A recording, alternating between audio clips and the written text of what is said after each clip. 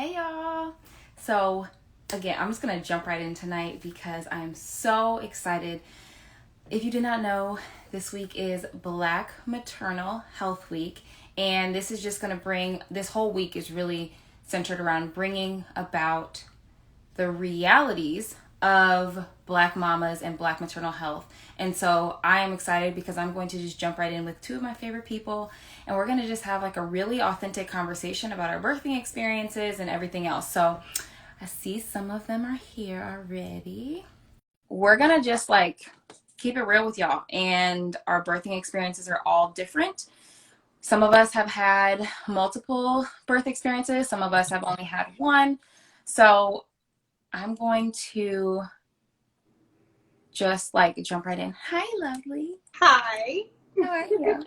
Good. How are you? I'm good. I like feel very accomplished today because I got Harper down before 8 o'clock. So Hi.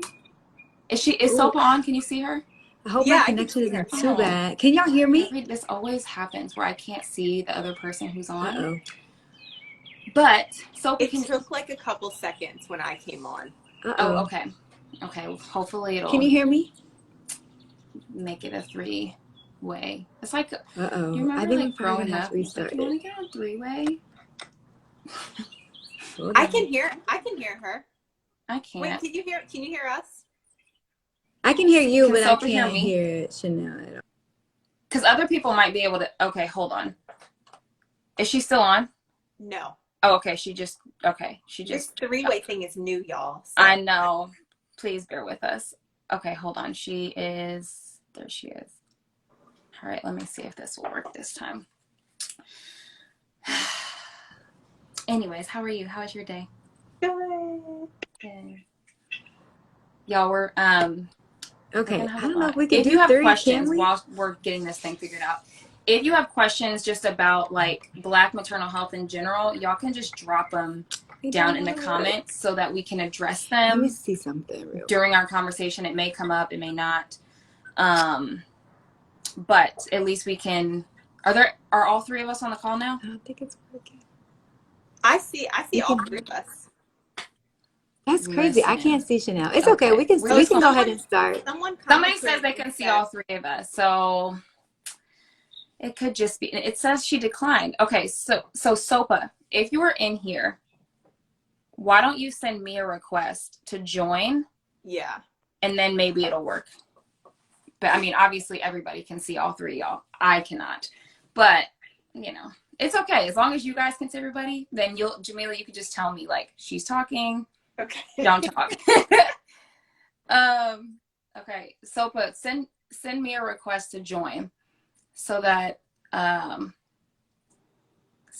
it maybe will work this time. Maybe it's because you sent me a request. It worked.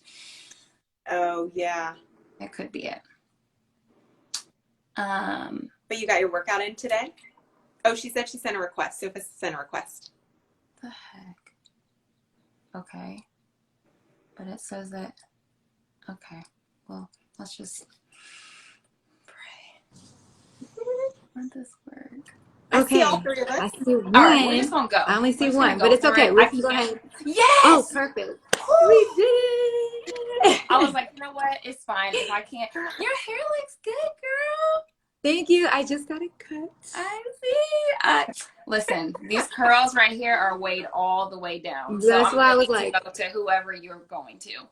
yes. I was like, look, just chop off as much as you need.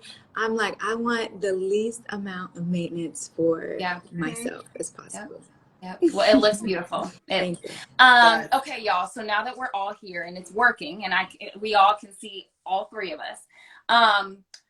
I'm excited. I just want to jump right in, y'all, because I know we're gonna have a lot to talk about, and I don't want to like even push the conversation back anymore. So, for those of you who don't know, all of us on the call, my name is Chanel. I am a working mama on Instagram, and I'm a childbirth educator, doula, lactation educator, mama of two, and a lot of other things.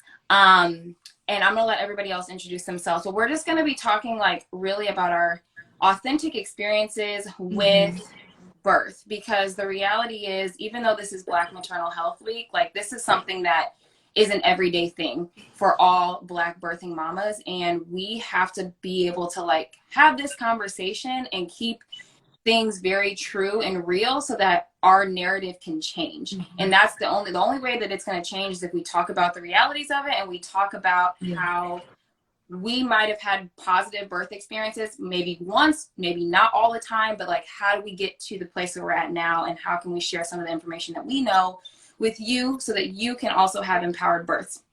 So whoever wants to go first, y'all can introduce yourself. And when you introduce yourself, tell us like how many kids you have, and just share briefly about like your birth story or stories if you have more than one. Sopha, I'll let you go first. Okay, my name is Sopha Rush, and I have two boys, Harlem and Bronx. So I have a 10-month-old today, and then I have a 2.5-year-old, and they are my pride and joy. I love them with all my heart. And my birthing experiences, ooh, child. So I had, you know how they make you write out a birth plan? So I had my birth plan for both kids. I was so excited. I was like, this is what's gonna happen. I'm not a planner, so if I write down a plan, I want it to be executed. Clearly, my babies both had other plans.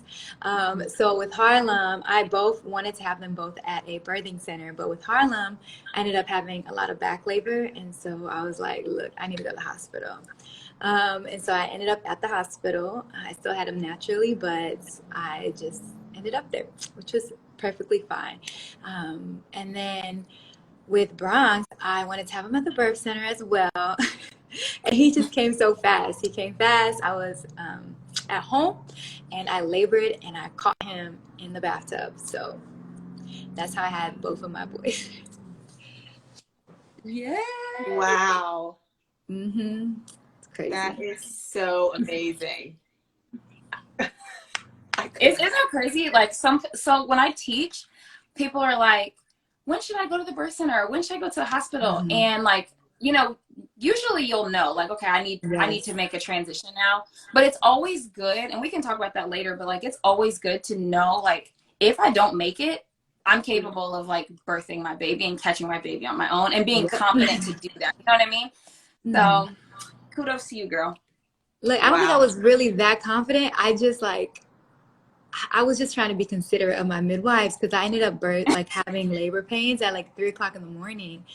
And around like 4:30, I was like, no, I'm good. Like, I don't know. I was like, I need to go to the birth center, but I was like walking out the door, and his head like slid out. So I was like, I got no other option but to like physically deliver this kid. I can't push him back in. So after that, I was like, okay, well, I got to get to the bathtub and have him in the water at least. And so that's what I did.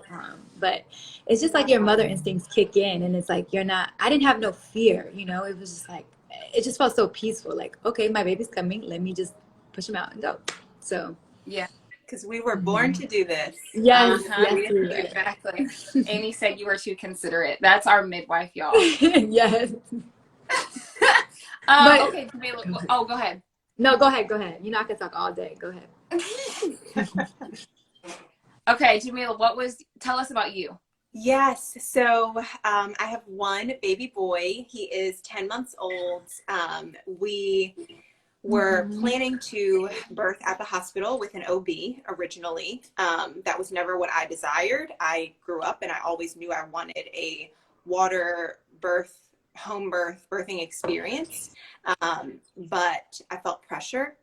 So I kind of went into my OB and was like, well, I'm pregnant. And then it kind of just trickled from there. And we were at about 20 weeks. And I knew deep down that birthing at the hospital with my OB was not what I wanted. And I had a great relationship with her. But I had to kind of figure out, am I going to sacrifice my own comfort and my birthing experience to make someone else happy? Or am I going to, you know, step out in faith and take this and do it? And so I did. I transferred my care around like 23, 24 weeks during my pregnancy to Origins Birth Center. And we had my son there in the water. It was a wonderful birthing experience. I honestly thank God every single day that I listened to him and that I followed his instruction when he told me that we needed to switch. Because I honestly feel like it would have been a totally different story. Yeah. Yeah. That is, so I can share like why I wish that I would have known what I know now when I was pregnant the first time around, because I didn't know anything about birth centers the first time around. And I was kind of like you, Jemila. I was like, oh my gosh, I got a positive, and I just got to find the first person who will take me, because I was like, I got to make sure I'm pregnant. And they were like, well, a lot of the places that I called, like, well, we don't take you till 8 weeks. And I was like, I don't even know how far along. Like, I don't know if I'm 6 weeks. I could be 8 weeks. I don't know where I'm at. And so at that point, I just kind of went with the first person who would take me. And we ended up having a good relationship with our OB, but I also wanted a natural birth. Again, I didn't know anything about midwives or birth centers at the time, but I just knew I wanted to have a natural birth, and had my birth plan. I was, I did everything right by the books. And then when I would talk about my birth plan, my OB, while we had a great relationship, he would make comments like, oh yeah, all these people say they want a natural birth, but like 90% of my moms end up getting an epidural. But I kind of just brushed it off, because I was like, okay, cool for those 90%, but that's not going to be me. Mm-hmm. Not realizing that was a red flag. Like, that should have been like a red flag for me to be like, this might not be the best person to support you in labor. And fast forward, went into labor and ended up in an emergency C-section situation. Didn't have any support, because we just didn't know, we didn't know how to navigate a natural labor by ourselves. And so we made it a long time, but didn't end up getting the birth that we wanted. And then I ended up having a natural VBAC the second time around, and did everything completely different. Wanted to make sure I had a doula, make sure that I was in care that was actually one that I trusted, and putting myself in a birthing environment that was going to really support my desires. And that was the only option, was to have a natural birth, unless it was a true emergency, which I think mine was not necessarily a true emergency, but nonetheless, we'll talk about that later. And then I had a natural VBAC also at Origins Birth Center. And so it was literally the most empowering experience I've ever had in my life. And I left there being like, let's do this again. Right. I want to do this again. And I was my husband was like, girl, what? Did you see what I saw? And I was like, well, let's do that again. That was fun. And it was intense, right? Don't get me wrong. It wasn't like we were just laughing the whole time, but I was like, yeah, that's what I thought this was supposed to be like. So anyways, that's real brief, but yes. Okay. So I heard, Jemila, you discussed this, and Sopha, I know this was kind of a little bit of your story. But what made you switch providers? Because obviously we all had babies in the pandemic. I had mine a day before we went into shelter in place. So I feel like I don't really get to count my baby in that pandemic babies. But, what were besides, knowing that I wanted a natural birth and those kinds of things, what made you guys switch, really make the switch? Was it something that was said for you guys? Was it people that you heard that had births in these environments? What was that final straw for you? I think for me, mine just kind of happened abruptly. So my midwife this all happened in the midst of Black Lives Matter movement, and for some reason she just was like, I cannot provide care for you. And so she gave me a list of doctors for hospitals for me to deliver my baby in. And it was so rude. I was 3 weeks out to have my baby boy. And for her to tell me that, I was like, well, what does she want me to do? Because I know that birth centers don't take babies after, or at least moms after a certain time. And so I was really scared that I was going to have my baby in a hospital, which, mind you, I had Harlem in hospital and had the best experience. So I don't have that it was going to be a terrible experience in the hospital, but I had so much, I don't know. I just I desired to have, my baby at a birth center. And so for her to abruptly end her care with me, especially during the times where it was already heightened enough, I was like, I don't know what to do. I was crying And then I was able to get in contact with Origins through a friend. She had connections, and she was like, I can reach out to them and see if they'll take you. Like, I know that you're 3 weeks out, but you're healthy, there's nothing like no dangers in this pregnancy. So we'll just see. And so they took me in, and I was really, really thankful that they did, because most midwives don't do that. Long story short, I didn't want, like, I also wanted to switch, but I was too nice not to switch, but I didn't feel that there was a connection. And then after all that happened, she apologized, the midwife, and wanted to get me back. But at that moment, I was like, I don't feel comfortable delivering my baby. Like, after what happened and the way that you communicated with me, no. So that's kind of like, I'm so thankful that even though it ended in a not so great way, it was a big blessing, because Origins was the most supportive team that I could have had, even though I only had them for like 10 weeks of my for my pregnancy and my postpartum. Like, the support, the text messages, all the things that I needed to get through the rest of my pregnancy and postpartum.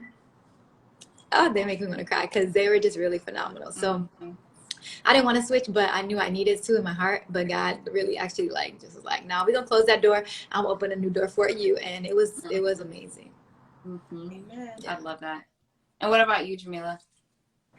When I was 19 weeks, I was at work. I used to do a lot of heavy transferring of patients, and just moving patients around, and just a very heavy load.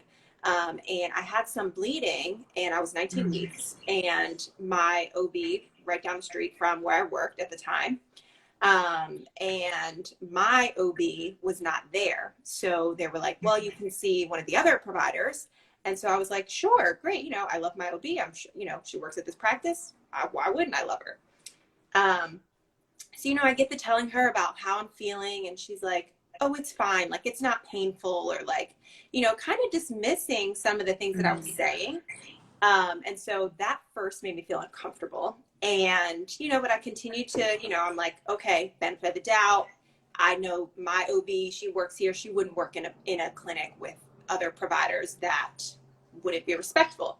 That's what I'm thinking. So, then it got to the end, and we started talking somehow, and she addressed the fact that I was wearing scrubs. So she's like, oh, like, do you work next door at this hospital, or like, what do you do? Like, where do you work? And, I told her what I did. And then suddenly, because of my position, because of my status, I guess, the way that she treated me changed to, oh my goodness, well, definitely let me know if you need anything. And so that really rubbed me the wrong way. And I remember leaving feeling like, wow, was she only going to treat me well because she knew what I did or who I was?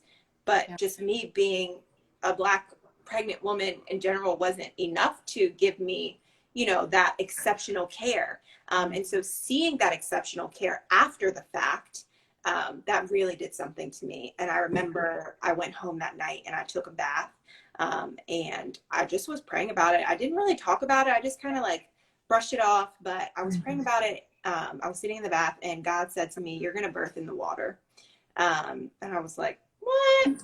And he's like, no, you're going to do it. And so I got out of the tub, and I said to my husband, he was sitting on the couch, and I said, God just told me, like, we're birthing in the tub. But like, I know none of these hospitals are going to let me do that. Yeah. And so that's when I started to seek a birthing center.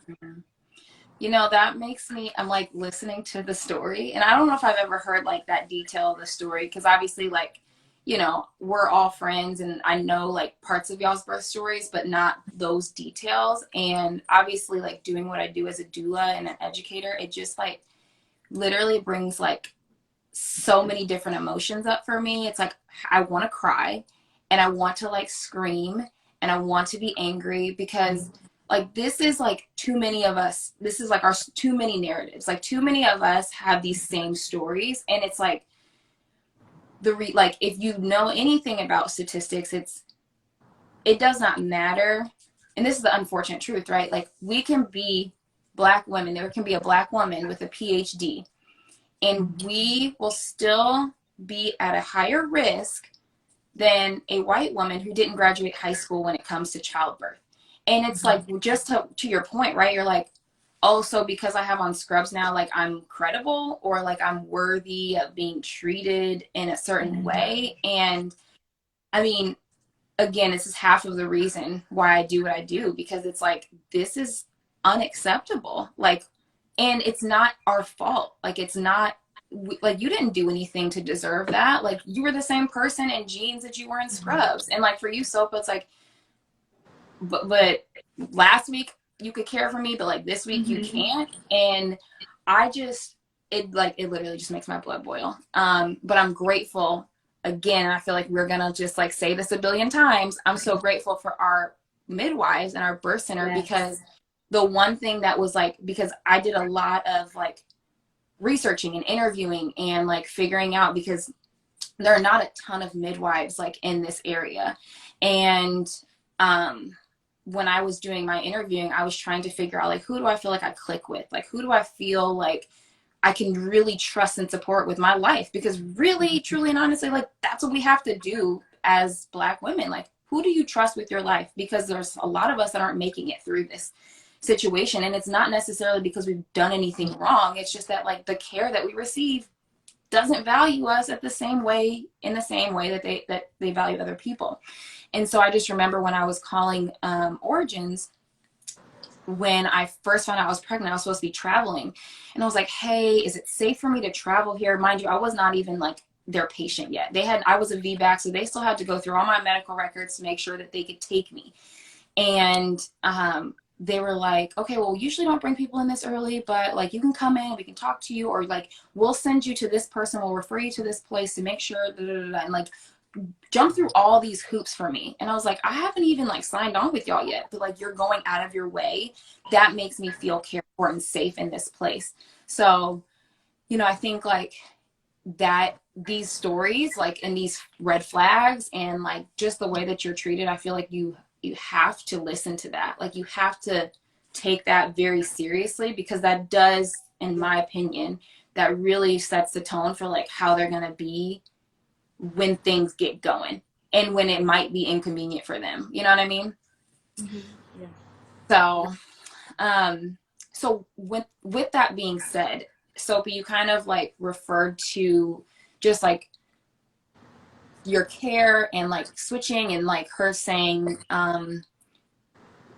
we cannot do this anymore. And this was obviously in the midst of like when racial tensions are high, Black Lives Matter. And I mean, Black Lives Matter and the tensions, racial tensions in our country have been going on for years, multiple decades.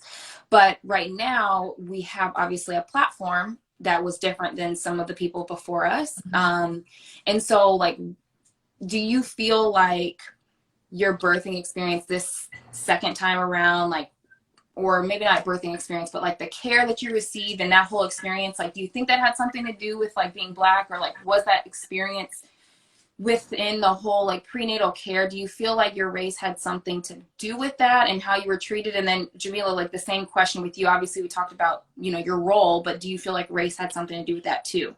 So whoever wants to, you know, start with that. I mean, I don't think so. I would hope not. But it just, I don't know if it was just a coincidence that happened in the midst of it, you know? Yeah. So I would like to believe not. I think, you know, she's an amazing person, but it just wasn't for me, you know. We just couldn't connect, click. So I don't know. But I don't know. I wouldn't say that was my experience.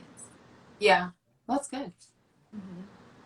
Yeah, I would definitely say I felt like it was, but I wanted, you know, I wanted so badly to believe that it wasn't. And that's why I tried to put it on the back burner and not think about it. But when I did that, God revealed to me like, no. And so, you know, again, I don't want to believe that, because actually now that provider is one that would refer to me. So I'm hopeful that is not the case, but I do think that,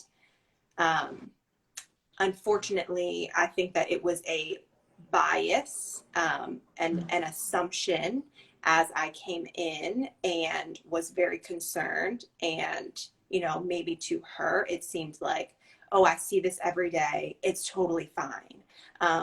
But me being a provider myself, I would never, if a patient came, if one of my clients or patients came to me and said they were concerned about something, I would just never tell them that it's normal, that it's, oh, it's fine, don't worry about it, don't be concerned.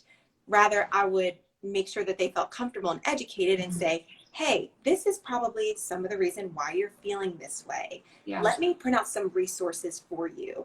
Do you feel better? Do you feel more comfortable after this? If not, what else can I do to help you? And so I didn't get that, but I also have seen that provider give that to someone else. And so it kind of leads me to believe, well, what was it then? Yeah. And I think that's, you know, again, like the more you read about this and the more you like learn about this and why we have Black Maternal Health Week, like that is such a common line. Like Black woman expresses pain, not taken seriously, ignored. And, you know, like when we're reading about like maternal mortality rates and you read some of the stories of the spouses or the partners who were there and the ones who were leaving with the baby and not the mama, and they're like, she complained about pain, she complained about this, and they didn't listen, and they didn't listen, and they didn't. And it's not like they were advocating for themselves, you know what I mean? Like we were advocating for ourselves, and we weren't heard, and we weren't seen, and we weren't taken seriously. And so it just makes me wonder, like, what is it going to take to, like, for us to be seen and our pain to be seen as real? Because for centuries, right? Like for centuries, our skin, which is literally the stupidest thing I've ever heard, but our skin is thicker and we don't feel as much pain. Like what kind of sense does that make, y'all? Like please help me understand. I don't. Yeah. And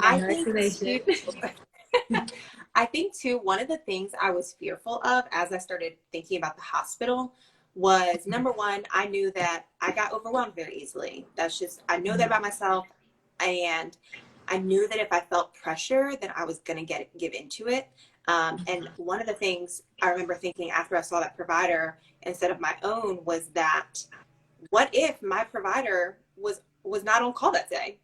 And this is the first time I would have been meeting this other provider. I'm 100% positive my birth experience would have changed, because she wouldn't have asked me, oh, where do you work? What do you do? Because I would have been in mid-contraction, not being able to tell her anything. And so it just, you know, I had to think about like that what if experience of like, if another provider came in that I had never met, although I had a great relationship with my provider, those other people didn't know me, I didn't know them, and would they have treated me with the same respect?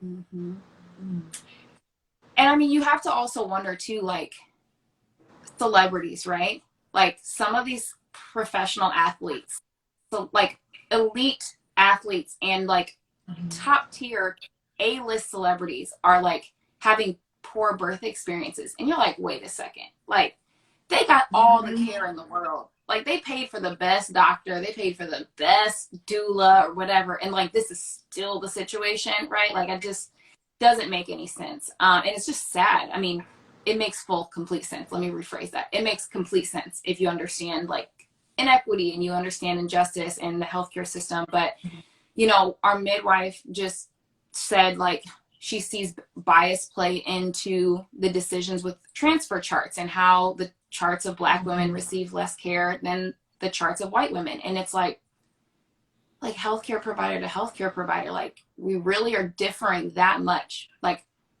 it's that different. And we all, you know, a lot of the healthcare providers are studying outside of like midwifery, of course, like obstetricians are being taught for the most part, like the same stuff, right? Like whatever med school you go to, it might be a different professor, that kind of thing. But like, generally speaking, like we're getting the same information, right? And the fact that there's still so much difference in care between people is just absurd. So did you guys feel like you had to prepare differently, right? I know we said, you know, for some of us, I didn't really feel like race played a role in mine necessarily. The first time around, I think that education played a huge role for me the first time around, and like just not having the support, and knowing that like I had like a very narrow scope of like education as far as like how to advocate for myself and that kind of thing. I think they knew that, and so they could scare me into decisions that might not have been medically necessary. Whereas like the second time around, I was just like so prepared, and I had support that would be able to help me advocate for myself. So I think that was my difference. I don't know that race played a role in mine necessarily. But do you guys feel like you had to prepare differently, like as a Black woman when it comes to birth? Did you feel like maybe some of your friends who are not Black and the way that they prepared for birth looked different from the way that you did, the things that you thought about leading up to that, or did that not play a role at all? I think for me, it wasn't necessary. Like, for me, it was more so my thought process of like going to the hospital and being treated differently. Like, going in with that statistic, like, I could not walk out of this hospital alive. And so I had to really suppress those fears and those emotions. Like, no, you're not going to speak this into existence, or you're not going to speak this out loud, even though it could potentially happen. But we aren't going to let fear rule this pregnancy and this labor experience. And so, so for both. Second time around, I was way more educated, so I knew how to speak up for myself. I knew how to vouch for myself. First pregnancy, I was like so clueless. A lot of my friends weren't moms, you know, when I was having my firstborn, and so it was just like no one really knew how to support me and be there for me. So I think that was really hard. But I don't know, I think it was just more so like going into labor and being like, no, I don't, like, my brain was like, I don't want to go to the hospital because of that fear. And I think that's why I had such a terrible image of hospitals. Like, no, y'all not about to kill me or my baby. Yeah. Yeah, I've been thinking about this a lot because I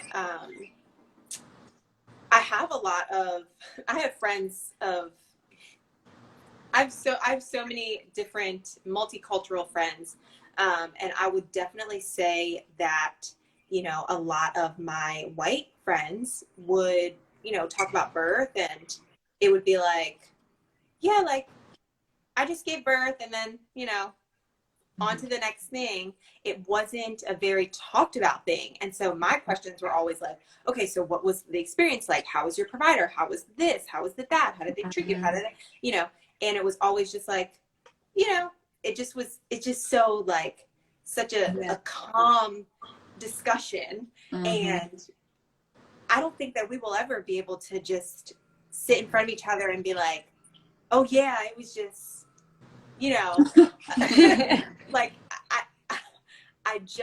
I knew that I was going to have to prepare a little bit differently. Partially because of having those relationships, but seeing, you know, being in the workspace as well. And even then I still had to do like 5 times the educating of myself. Yeah. Because it just is not there.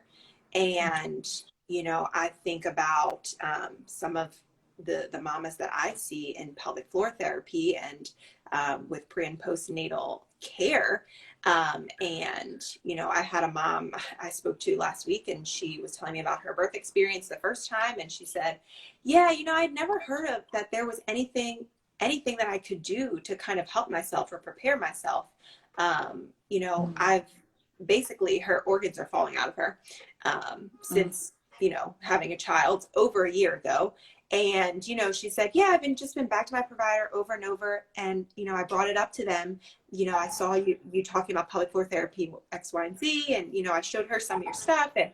And she had said to her, like, no, you don't need that. Like, you're not having, you know, enough pain for that. I would have referred you if you needed it. And so in her mind, she's like, okay, she told me she would have referred me if I needed it, and she didn't. So I guess I don't need it. And my education to her was like, no, you do need this. Every woman needs this. And just because your provider is telling you you don't need it, I think we need to take a deeper look at what's possibly happening here. Because we deserve to have the same referrals as any other woman that walks through that door and says, oh, I'm having pain with intercourse, or feel like I'm going to pee myself, whatever the case may be, after having a baby. It's just unacceptable. Yeah, I think that's so important to call out too, is like the whole education piece and preparing yourself, because you know the reality is like all of us had our last babies, or first baby in your case, Jemila, like we all had it at a birth center, right? And then for Sopha and I, like and Sopha, obviously your plan was not to have Harlem at the hospital, but I had Fitz at the hospital, and I had amazing nurses. Like at Baylor in Dallas, like I had the most amazing nurse. Was that where you were too? Yes. Yeah, the most amazing birthing staff, right? Like the best labor and delivery staff. Like I literally was like, hey, can you write down everybody's name so that I can like just send you guys a card? It was so awesome. So I do want to like call out here that like regardless of whether you're going to a birth center, I know we're talking about our birth center here because it was such an amazing experience for us, but the ultimate piece of this is like what Jemila just said, which is like educating yourself. You have to educate yourself, because regardless of whether you start at a birth center, you could still end up at a hospital if you decide to transfer, or if something has to happen where you need to transfer.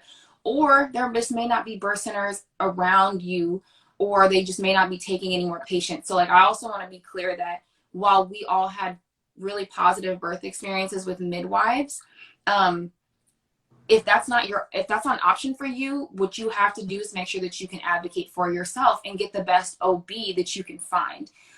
Because yes, like statistics around hospitals are very scary for a lot of us Black women for obvious reasons. However, I do believe that when you show that you are educated, you will be treated differently. And like, that is just point blank period.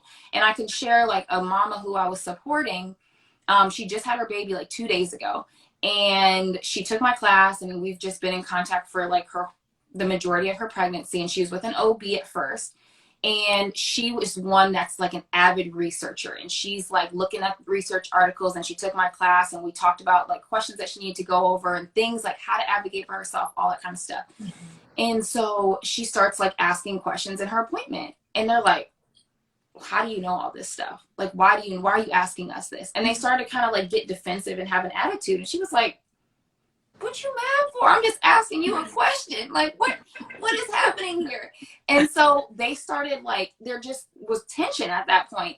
And so she ended up switching. She wanted to go to a birth center, but the particular birth center in her area was full. So she couldn't go to the birth center. So she ended up finding a midwife who delivered in a hospital. So that is something also, that is an option if y'all don't know. If you feel like there's any bit of concern, like any red flag, to me, one red flag is too many. So she ended up finding a midwife, and that midwife birthed out of a hospital. So you basically get this midwifery experience, but you're also in just a hospital setting. So you'll have different care, but you would still be in an environment where if an emergency happened, then you would be, already in the place of need. Anyway, so she ended up switching. And same thing. Like she ended up talking to her midwives, and then she was asking them some questions. I think they were like trying to get her to do something, and she was like, no, I'm not comfortable with that. And once they realized that she was educated and like she was not going to just like back down from like whatever their recommendation was, because ultimately she makes the final decision for her body and her baby, like the whole level of care was different. And she was just like, they just like gave her a whole different level of respect, which is one, a problem that it took that, but two, like you will be treated differently when you're educated. So you have to make sure that you know your stuff. And if you don't, that you have somebody who can support you in that, which is like a doula or another birth professional that you can like work with, because at the end of the day, and this is like just my opinion, but as a first time mom, you don't know what you don't know. And like, even as a second time mom, like every birth is different. So like, I just personally regret not having a doula the first time around, because I thought that I was so educated that like I knew how to like do something that I had never done before. It's like, oh yeah, I know how to do this natural birth. I just squat and then I lunge, and then I'm like, but you've never done that before. You've never felt a contraction, Chanel. Like, why would you think that you knew what to do? So, you know, I think that's why I really advocate for people that have doulas. And there's just still so many options. But outside of that, just like educating yourself and knowing how to advocate for yourself, because if like if something is off, you know it. And if somebody's telling you like, oh no, that's fine, and you know like something is off, like or if somebody's getting defensive and like, no, you're fine, you're fine. Well, if it hurts anymore in 3 days, let me know. Well, what if I'm not here in 3 days because I'm hurting? Like, what? So anyways, I'm gonna go off on a tangent. But anyways, do y'all have any thoughts around that? To that point too, I remember distinctly like my first visit to Origins, and you know, we do the whole intake and everything, and she said to me, you know, I want to get to know you. And I was like, oh my goodness, you want to get to know me? And she said, yes, like as part of your birthing experience, I need to know when something is not right with you. And so if I don't know you and take the time to get to know you, then how am I going to be able to provide that care for you? And I was like, wow, that's exceptional care. Yeah. And like, I mean, I only had them for 3 weeks before I had the baby, but I felt so much support in those, in literally like the first 2 visits, that I felt my whole pregnancy.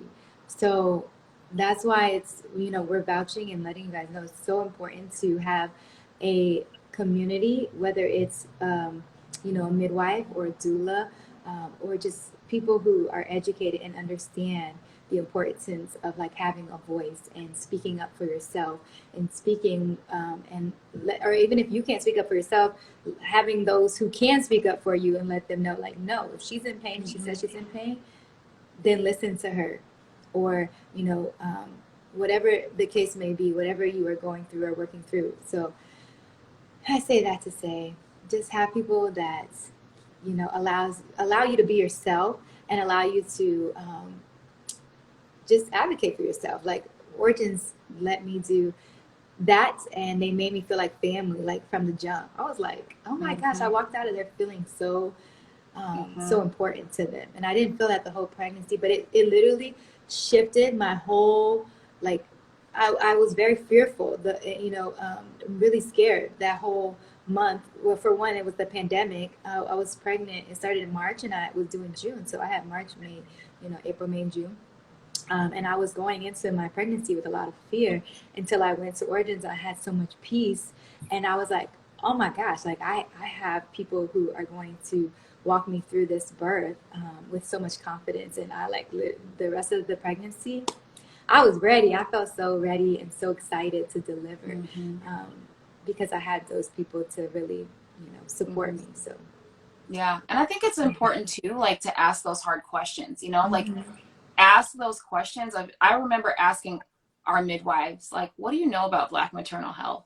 Like, what? And I was just like kind of quizzing them. I was like, what do you know about the fact that Black women die at 3 to 4 times the rate as white women? Like, what do you know about that, and like how you guys approach that? And it felt really like uncomfortable for me to ask that question because I'm like, I'm not the professional here, like, but I had to ask the question. And thankfully, like, my husband was there to ask those tough questions too. So if you are uncomfortable, like, have somebody else ask, have your partner ask or something, because you also need to see how they respond. Like, well, I mean, all women are great and all women can birth, but like, yes, we can. We know we can, but like, that's not what I asked you. So I think it's also important to ask those tough questions that are really going to help you get to know your provider and like their beliefs. Because at the end of the day, like, feelings, like hurting somebody's feelings and having a terrible birth experience, like, they're not, you can't compare the two. I'm sorry. You just cannot compare the two. And somebody mentioned earlier, like, you know, wishing that you would have known all this stuff before your horrible birth. And like, I get it. Like, I'm right there with you because my first birth was very traumatic for me. It left me in like it left me like really broken and made me feel like my body had like failed me. And the reality is, I'm as traumatic as that was for me, because in my heart I knew that that wasn't necessary, but I didn't know what to do because I felt like I was putting my son's life at risk if I didn't trust what this professional was telling me, even though my gut told me otherwise.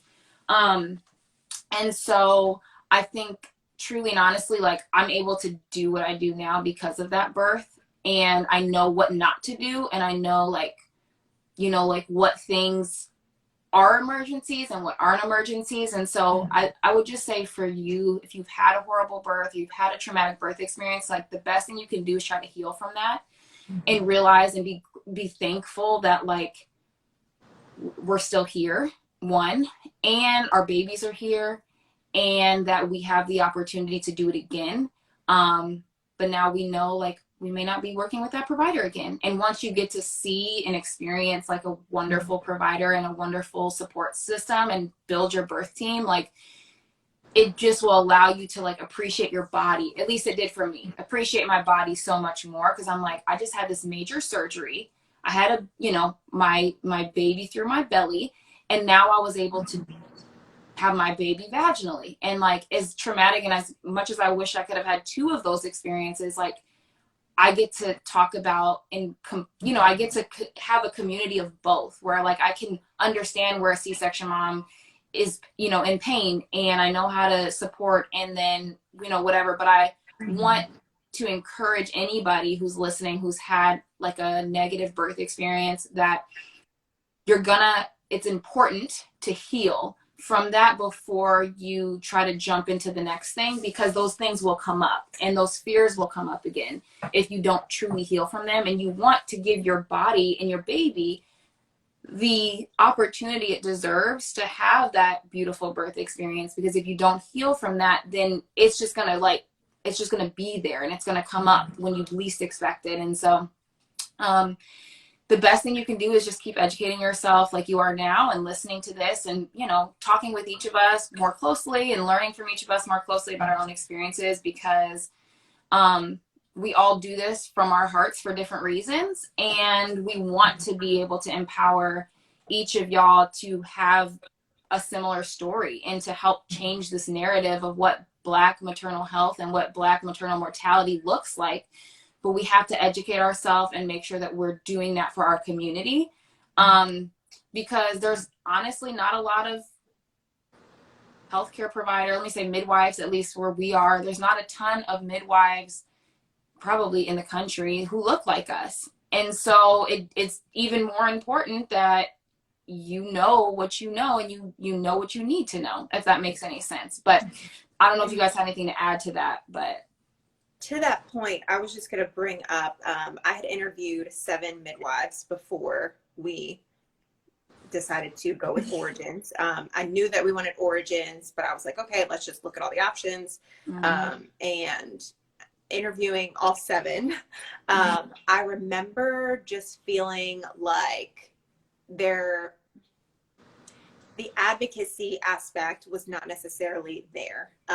And so, you know, when I ask questions like, okay, if I am in this situation, how would that play out? Like, at what point do you take over? Do you transfer the care? And when we transfer the care, if we had to transfer, what does that look like? Like, are you stepping back at that point and then letting the hospital providers who I've never worked with, and, you know, now I'm transferring my care there, like, what does that look like? And the answers across the board were kind of like, yeah, you know, we'll bring you to the hospital, we'll still be there with you, but like that's really the extent of it. And then, you know, when I asked the midwives at Origins, it was kind of like, no, we're still like very much so your sole provider, so like let that be known that we will still be that point person. And so that made me feel super comfortable. And so, you know, when you are interviewing, I definitely think that should be an additional question of like, if something were to happen, if I would need to transfer, or, you know, my care had to be different, how would you how would that change from a provider standpoint? Yeah.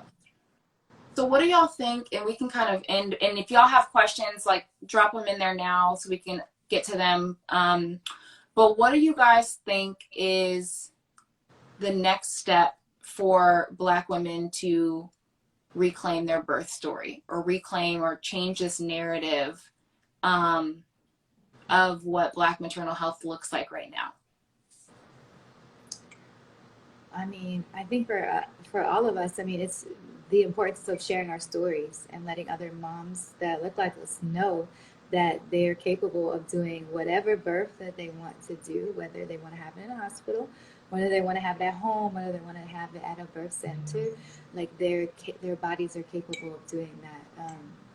And because like when I was pregnant with Harlem, I had no idea. I knew I wanted to give birth in the water, but like I didn't know where to start. I didn't know where to look. I was so clueless because no one ever did it around me. So I was just like, I don't even know where to begin. I mean, I Googled it. I can find anything on Google, but still, like, no one was really like advocating for me to like do, a water birth. Everybody, especially our family, was like, you want to do what? Like, what, and then they have all their concerns and like, well, what if this happens? Or like, is that safe? Is that safe to even have it at a birth center? Like, and so just sharing our stories and letting people know that they can do it themselves. I think it's really important because I think that could really, really, really, truly change the narrative of, I mean, it's just like, same with breastfeeding, Black moms who breastfeed, we've made it so like, we've released our stories. We've shown moms that they can do it and go surpass the,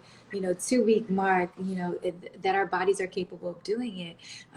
And it's not the trauma that comes behind it, of,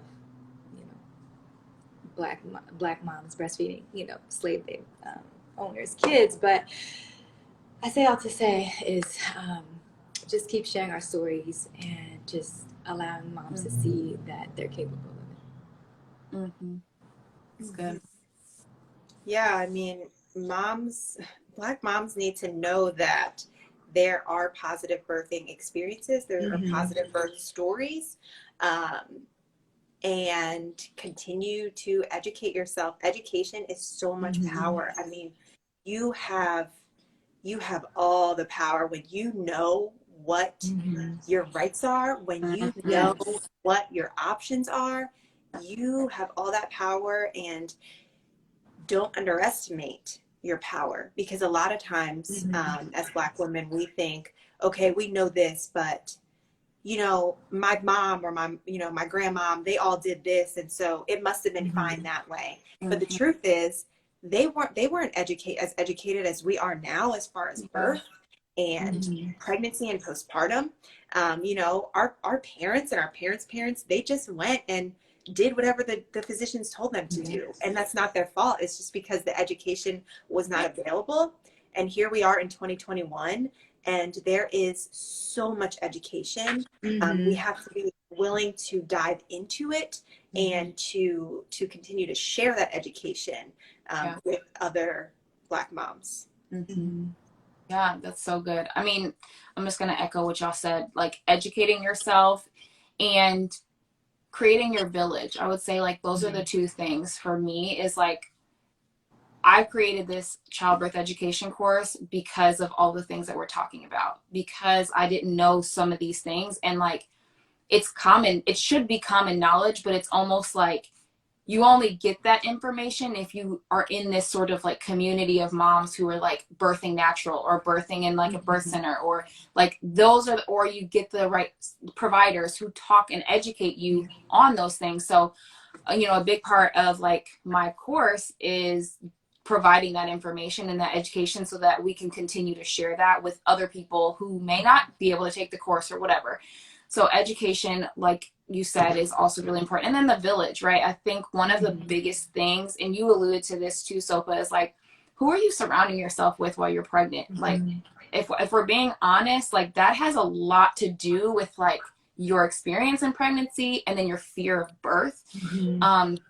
When I told my family that I was going to a birth center and having a VBAC, they were like, is that safe? Like, what about your uterus rupturing and all these things? And it's like, you get scared and you're like, oh my God, wait, my Mm-hmm. uterus could rupture. And then when you actually learn, like, and you do your own research and you learn how to do your own research and you realize like it's less than 1% of people who might have a uterine rupture, and that usually only happens if you've been induced, like, then you're like, oh, that's really not something I need to worry about right now. But I had to learn, like, I have from that experience and then educating myself was like my village and whoever my circle is during my pregnancy and birth, like it has to be really small, because if you're not going to uplift me during this time and you're not going to cheer me on and support me for like what I'm trying to go after, then you don't need to be around me right now. And we can connect after I have my baby, maybe, but like I'm just gonna have to like keep my circle small.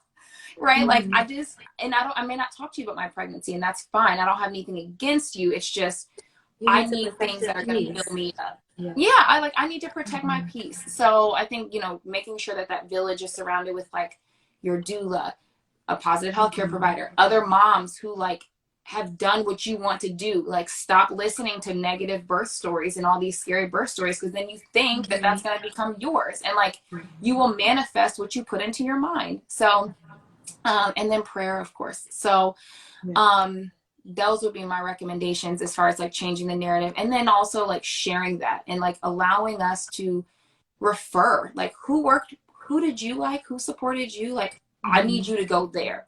Like, we're not going, I mean, you might find some really good people, but I work personally best off of recommendations, and I would rather go somewhere where I know like somebody who I love was supported versus like Yelp reviews, because I don't know y'all. And so whatever. So one of as far as, so somebody also said there's lots of questions. Okay, sorry y'all, let's jump onto these questions. Somebody asked about publications and like where to find information. One of the places that I would start is evidence-based birth, which is ebb.com or .org. I don't know which one it is, but evidence-based birth is a really, really great, unbiased, non-biased area to find information on just like, what does the research say about membrane sweeps? What does the research say about epidurals and everything else that's probably under the sun, or any intervention? So I would start there. Mama Natural is a really good one. And then also just like looking up whatever it is that you're concerned about, but from like a research article perspective. Blogs are fine to read, but they're not always based in research. So, and then if you're looking at like stuff for breastfeeding, Kelly Mom is a really good one. She does a lot of research-based stuff. And I don't know if you guys have any other like publications or things to add for where they should do some like research. And then take childbirth education classes. I have one that you can sign up for. But there's a lot of other childbirth education classes that I would also recommend you taking. I was going to say too, don't ever hesitate to ask your provider to provide you with research in any capacity. If you are wanting to know more about something that they are recommending, do you have research that you can share with me? I would love to read up more about it. And then I would also recommend taking multiple childbirth education classes, because I think that every educator has a passion clearly for creating their program, but I think it's too a great way for you to see, what you desire out of your birth experience, and what are the things that you really enjoy. And you could enjoy both of them, or however many you decide to take, but it's great to hear from different people because everyone teaches a little bit differently. And so getting more education, it's not going to be bad. It's actually great for you to hear the same thing over and over and over, because then when you are having those contractions and you're thinking through, you're going to remember those things. You're not going to be like, oh, honey, what did she say on slide 2 during that class? So having that repetition is great. Sophie, do you have anything else you want to add? I don't think so. Okay. The other thing, the question was about my natural birth after C-section. I mean, one word is just amazing. It was amazing. I don't have any negative things to say about it. Wasn't scared at all. Was very excited about it. But again, I was because of all the things we just talked about. And then somebody asked, do you all recommend a home birth for multiples? So I think it ultimately comes down to, like, do you have a healthcare provider that you trust to deliver and that they're confident to deliver multiples at home? There's an OB, his Instagram is Birthing Instincts, I think. And he's actually out of Los Angeles, and he is a home birth OB. He is absolutely amazing. So you should just go listen to some of his stuff. He delivers a lot of twins. He delivers a lot of breech babies at home. And so that would be a great reference just to kind of listen to, like, a professional with that, and, you know, like what you should be listening to and for with whatever provider you choose, unless you guys want to add anything to that, because I never had a home birth. So okay, and then Charlene, don't listen to them, okay? Somebody said you aren't doing anything crazy like a water birth, are you? Just don't listen to them. Do not listen. People are going to have something to say regardless of what you do. And then when your kids are born, they're going to have something to say about how you raise your kids. Yeah. And so they've been canceled. Home birth. Oh, it's I think his name is Dr. Stu something. It's Dr. Stewart something. Birthing Instincts is his Instagram. Yeah, thank you. Any other thoughts, questions, last words for the people, for the mamas out there? I just want to leave you all with just with a little bit of encouragement that I know that it sounds scary, and here we are in Black Maternal Health Week, and we are seeing all the statistics, we are seeing all the, you know, all the research and the data. But with that research and data, just remember that now we have the knowledge and the education to change that. So when you're looking at that stuff, and when you're looking through people's stories, and you're seeing that, yes, we are advocating for Black Maternal Health Week and Black maternal health in general. But that doesn't mean that you have to be fearful because we're posting. Rather, let that be encouragement for you to change the scenario for yourself. Yeah. Yep. I love it. Well, thank y'all so much. Thank you guys who have been on this whole call for like an hour. Sorry, y'all. But this is important. You can't like get through this kind of stuff in 20 minutes. So, you know, hopefully you guys can rewatch this. I'll try to like cut it into shorter clips based on the question maybe in the future. But if you guys have any other questions, feel free to reach out to any of us. We all are different, just experts in our own areas of birth. And so we all can provide you something different. If you're interested in taking a childbirth education class, I do have one that's starting up on May 8th. I think that's whatever the Saturday is in May. I think it's May 8th. So you can go to my bio and sign up for that. And then Jemila also has other courses that you guys can sign up for when it comes to breathing and when it comes to pelvic floor work and recovery during postpartum. So make sure you check her out for that. And then Sopha is going to constantly keep you encouraged and keep your faith alive, keep you all the way motivated. Wait, time out. Are you a pelvic floor specialist? Because I need one. Yeah. I'm gonna connect. Yeah. I need some help. Okay, go ahead. I got you. Hey, she's got me all the way together, y'all. Like, I mean, my abs ain't showing yet. But underneath. But you have that deep core strength. And but my deep core abs, you know, not the abs, the deep core. If y'all could see that, it would be a 6-pack, okay? So just want you to know, she's getting me all the way together. But anyways, okay. Y'all have a wonderful evening. I'm going to say thank you. And love you both. Thanks. Y'all have a great evening, and make sure you just keep checking stuff out for Black Maternal Health Week and keep educating yourself. Good night. Night, y'all. Bye. Bye.